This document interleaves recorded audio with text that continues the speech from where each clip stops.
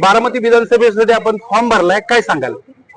मी advocate Avinash Vamanrao Gaikwad, मी बारामती शहरामध्ये राहणारा आहे आणि अपक्ष उमेदवार म्हणून बारामती 201 विधानसभा मतदारसंघाच्या या ज्या पोटनिवडणूक आहे यामध्ये मी उमेदवार म्हणून या ठिकाणी उभा आहे।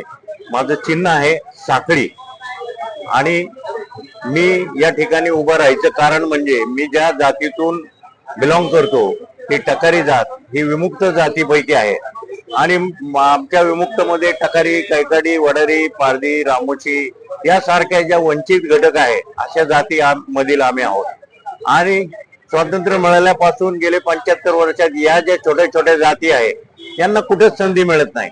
सारथी भारती सारखे लाभ या सगळ्या धनधनाढ्य फक्त जातींसाठीच उपलब्ध आहेत की काय अशी व्यवस्था शासनाने करून ठेवलेली आहे आणि या ज्या वंचित जाती आहे यांना न्याय मिळत नाही त्याचा निषेध म्हणून, त्याचा आक्रोश म्हणून मी माझी उमेदवारी या ठिकाणी जाहीर केलेली आहे। एका बाजूला राज्याचे दिवंगत उपमुख्यमंत्री अजितदादा पवार यांच्या अपघाती निधनानंतर खऱ्या अर्थानं राजकीय पक्षांनी ही निवडणूक अजितदादांना आदरांजली म्हणून, श्रद्धांजली म्हणून न लढवण्याचा निर्णय घेतला। निवडणुकीत उतरलेल्या 53 उमेदवारांपैकी 30 उमेदवारांनी बिनशर्त जाहीर पाठिंबा दिला आणि त्याच्यानंतर आणखी सुद्धा काही अपक्ष उमेदवार पाठिंबा देत आहेत।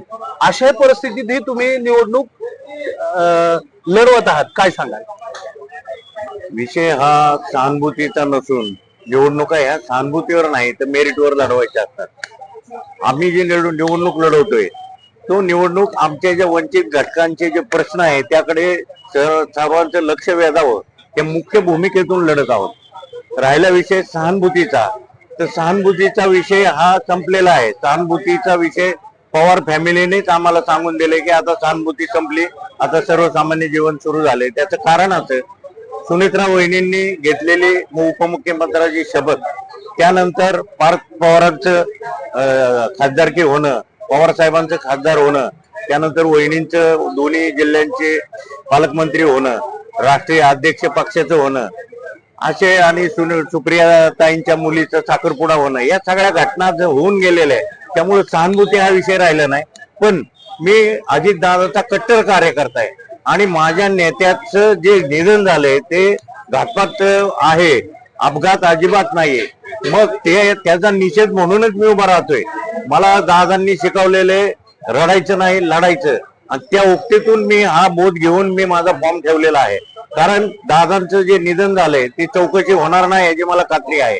अगदी जवळच्याच लोकांनी त्यांचा घात केला याचं मला खात्री आहे आणि असं असताना त्यांना न्याय मिळू शकत नाही तर सर्वसामान्य झोपडपट्टीतले लोक पोलीस स्टेशनला गेल्यावर त्यांना कधी न्याय मिळणार?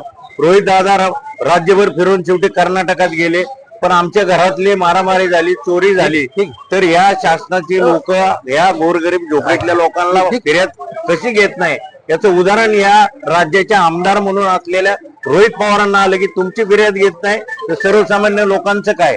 आणि हा आक्रोश व्यक्त करण्यासाठी मी माझी उमेदवारी जाहीर केली। राज्याच्या पहिल्या महिला उपमुख्यमंत्री सुनेत्रा पवार ह्या तुमच्या समोर उमेदवार आहेत।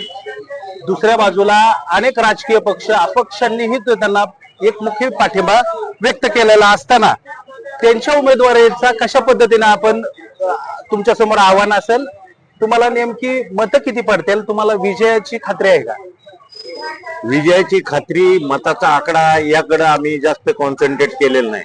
आम्ही आता हेच प्रदर्शित करतोय, एक रोपटं लावतोय की छोट्या छोट्या जातीमधील लोक धाडस करून आता विधानसभेसारख्या इलेक्शन लढायला लागले आहेत आणि त्याच्यामुळं या इलेक्शन मध्ये हे आम्हाला सिद्ध करायचं की आम्ही सुद्धा एक या भारताचे नागरिक आहोत, आम्हाला पण न्याय मिळायला हवा। म्हणून आम्ही आता लोकशाहीचा मार्गाचा अवलंब करून लोकशाही जीवन ठेवण्यासाठी ही उमेदवारी डिक्लेअर केलेली।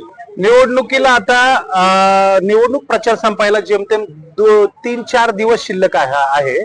आता इतके ह्याच्यात तुम्ही बारामती संपूर्ण तालुक्यात जाणे, मतदारांशी संपर्क करणं, तुमचा प्रचार करणं, या संदर्भात तुम्ही कशा पद्धतीने मतदारांपाशी पोहोचता? माझा बऱ्यापैकी प्रचार ऑलरेडी झालेला आहे। ज्या लोकांना जे लोक वंचित घटक आहेत त्यांनाही कळतंय एकाधिकार संपवायचा आहे, एकाधिकारशाही संपवायची आहे आणि सर्वसामान्य सर्व घटना समान न्याय मिळावा हे जे बाबासाहेबांनी घटनेत तत्व सांगितले, त्या तत्वासाठी सर्व लोक स्वतःहून ते उमेदवार शोधत होते. तर त्यांच्यासाठी मी एक ऑप्शन म्हणून या ठिकाणी उमेदवारी झाली. शेवटी आता 23 तारखेच्या निवडणुकी संदर्भात मतदारांना काय आवाहन करा?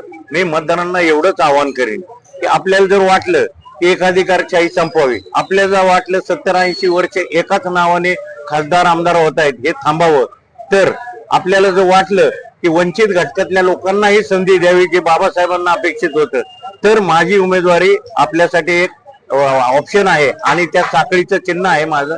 या चिन्हावर समोरचं बटन दाबून आपण मला मोठ्या संख्येने विजयी करावं हीच माझी विनंती.